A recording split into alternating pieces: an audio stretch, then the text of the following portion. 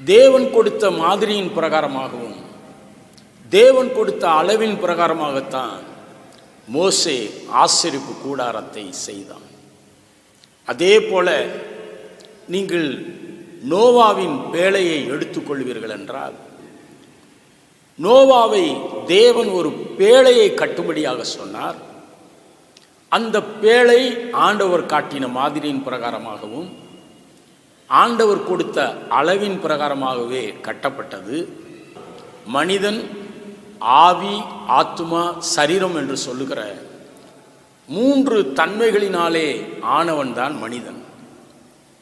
இந்த மனிதனை கூட ஒரு தேவனுடைய ஆலயமாக கட்ட வேண்டும் என்று தேவன் விரும்புகிறார். ஆசரிப்பு கூடாரமாக எல்லா இடங்களிலும் தூக்கி கொண்டு சென்றதான அந்த தேவனுடைய கூடாரம்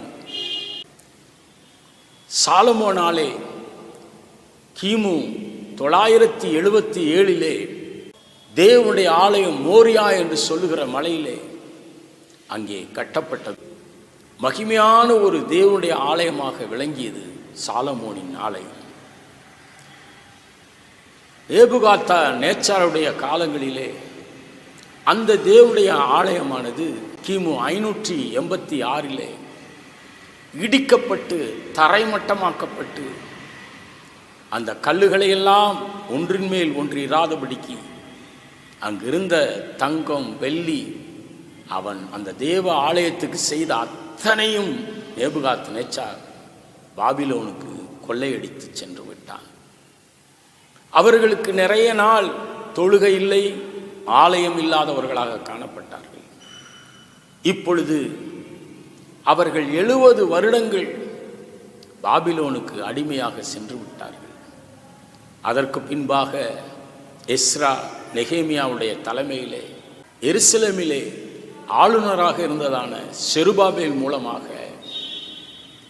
தரியு ராஜாவினுடைய அந்த கட்டளையின் பிரகாரமாக அங்கே மறுபடியும் 2வது தேவாலயம் கிமு 515 ஆண்டிலே கட்டப்பட்டது. இந்த தேவ ஆலயம் சாலமோன் கட்டின தேவனுடைய ஆலயத்தை போல மகிமையுள்ள ஒரு தேவனுடைய ஆலயமாக இல்லாவிட்டாலும் அது தொழுகைக்குரிய ஒரு இடமாக எஸ்ராவின் காலத்திலே கட்டப்பட்டு பிரதிஷ்டை செய்யப்பட்டது. இந்த சமயத்தில் தான் கிரேக்க சாம்ராஜ்யம் உதித்தது. அதிலே அந்தியோயாசு எபிபானாஸ் என்று சொல்லுகின்ற ஒரு கிரேக்க அரசன் எழும்பினான். அவன் தன்னுடைய கலாச்சாரத்தையும் தங்களுடைய வணக்கத்தையும் தாங்கள் பிடித்த எல்லா நாடுகளிலும் திணிக்கும்படியாக அவன் நினைத்த பொழுது யூதர்கள் அவனுக்கு விரோதமாக கிளர்ச்சி செய்தார்கள். ஆகவே யூதர்களுடைய தேவ ஆலயத்திலே தன்னுடைய கிரேக்க கடவுளாகிய ஜூஸ் என்று சொல்லுகின்ற கடவுளை வைத்து அங்கே இருந்த பலிபீடத்திலே யூதர்களுக்கு பிடிக்காத பன்றி குட்டிகளை அங்கே பலியிட்டு அந்த தேவனுடைய ஆலயத்தை தீட்டுப்படுத்தி போனான். ஆகவே அந்த ஆலயமும் பாழடைந்த ஆலயமாக மாறிவிட்டது. 2வது ஆலயம் நெகேமியாவின் காலத்தில் கட்டப்பட்டதான, எஸ்ராவின் காலத்தில் கட்டப்பட்டதான அந்த ஆலயமும் அடைக்கப்பட்ட ஒரு நிலைமையிலே, தீட்டுப்பட்ட ஒரு சூழ்நிலையிலே மாறிப்போனது. மீண்டுமாக யூதா மக்பே என்று சொல்லுகின்ற ஒரு மனிதன் எழுந்தான். கிமு 165 ஆண்டு அந்த தேவனுடைய ஆலயத்தை, தீட்டுப்பட்ட அந்த தேவனுடைய ஆலயத்தை சுத்தப்படுத்தி பரிசுத்தமாக்கி அங்கே இருந்த எல்லா அசுத்தங்களையும் நீக்கி அவன் கொஞ்சம் பராமரிப்பு வேலைகளை செய்து அந்த தேவனுடைய ஆலயம் மறுபடியும் பிரதிஷ்டை செய்யப்பட்டது.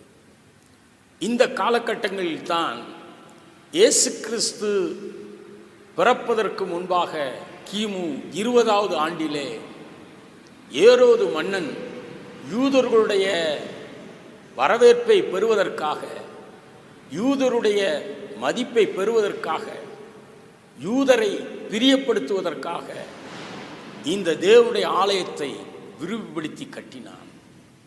அது ஒரு வியாபார ஸ்தலமாகவே மாறியிருந்தது. பாருங்கள், அது தேவனுடைய வார்த்தைகளின் பிரகாரமாகவோ தேவனுடைய மாதிரியின் பிரகாரமாக கட்டப்படாதபடிக்கு அது ஒரு வியாபார ஸ்தலத்தை போலவே கட்டியிருந்தான். அது மகா ஏரோதுவின் ஆலயம் என்றே அன்றைக்கு அழைக்கப்பட்டது. இன்றைக்கு நீங்களும் நானும் தேவனுடைய ஆலயமாக கட்டப்பட வேண்டியவர்களாக இருக்கின்றோம். நாம் தான் ஆண்டவருடைய ஆலயமாக இருக்கின்றோம் என்று 1 கொரிந்தியரின் புஸ்தகம் 3:16 வேதத்தில் வாசிக்கின்றோம். நீங்களும் நானும் தான் இன்றைக்கு தேவன் வாசம் பண்ணுகின்ற தேவனுடைய ஆலயமாக இருக்கின்றோம். ஒரு கட்டிடங்களிலே தேவன் வாசமாக இருப்பவர் அல்ல. அவரை ஏதோ ஒரு கட்டிடங்களுக்குள்ளாக அடக்கி போட்டு விட முடியாது. இந்த தேவனுடைய ஆலயமாகிய நாம் எப்படி கட்டப்பட வேண்டும் என்று வேதம் சொல்லுகிறது என்றால், அவருடைய வார்த்தையின் பிரகாரமாகவும் அவர் காட்டிய மாதிரியின் பிரகாரமாகவும் கட்டப்பட வேண்டும்.